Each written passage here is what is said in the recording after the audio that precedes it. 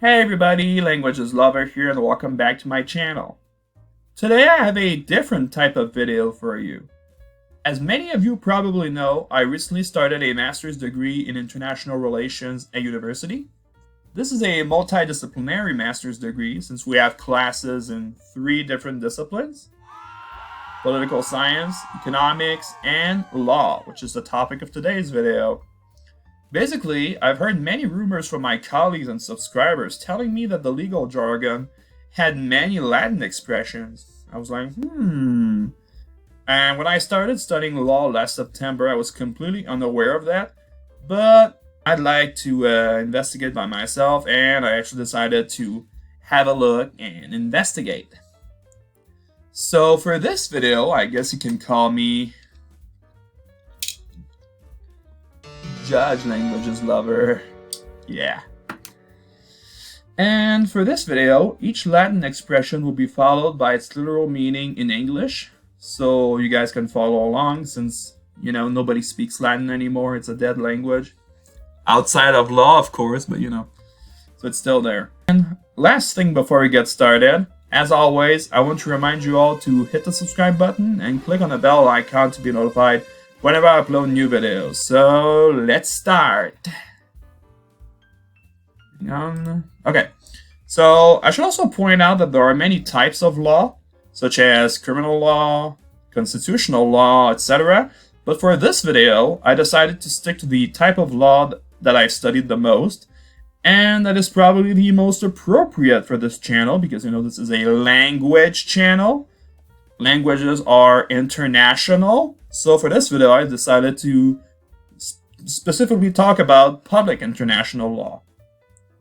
But with that said, I've also decided to dedicate this slide in particular to general legal jargon that can be found in... They can also be found in public international law, but that can also be found in other types of law.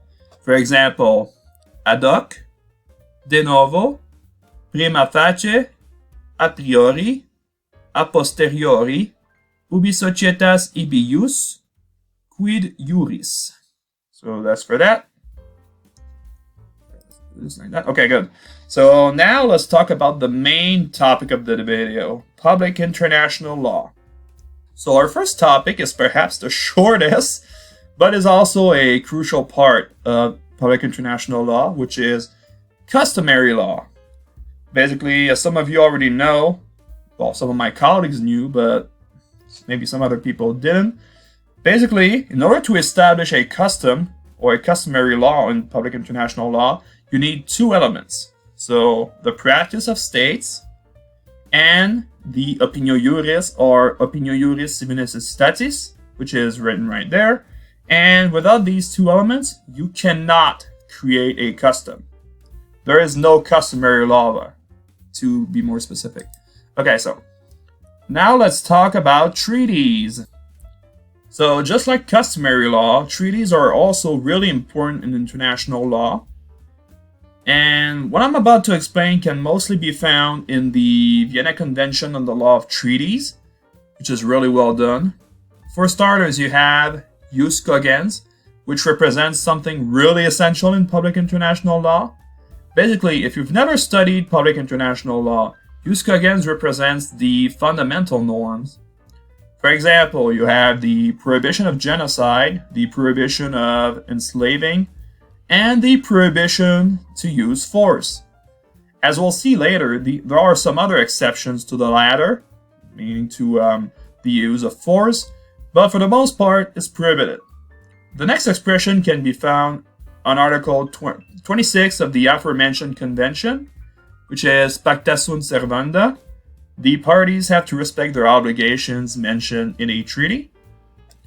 As for the other ones, we have lex specialis, lex posteriori, res inter alios acta, and rebus sixtantibus. So these are the ones I wanted to talk about. There are, of course, more, but for time's sake, I will need to shorten them a bit. Alright, next one. So now we're going to talk about immunities. To give you guys a backstory on immunities, basically you have diplomats and consular officials. which have immunities when they go on a mission abroad. And if you're a diplomat, you basically get more immunities than a consular official. Yeah, sorry about that. But basically, diplomats are pretty much Superman, guys. They're extremely hard to arrest. There are some exceptions, but for the most part, you cannot arrest a diplomat. And if you guys want more information on the different immunities, make sure to check the 2 Vienna Conventions on the matter, aka the Vienna Convention on Diplomatic Relations and the Vienna Convention on Consular Relations. So with that out of the way, our Latin expressions for this slide are Ius Fetiale, Iure Gestionis, Iure Imperii, Ratione Personae, and Ratione Materiae. Right here, okay. So now we're going to talk about the settlement of disputes. So our expressions are the following. We have pendente lite, sorry, res judicata, exequat bono, and forum prorogatum.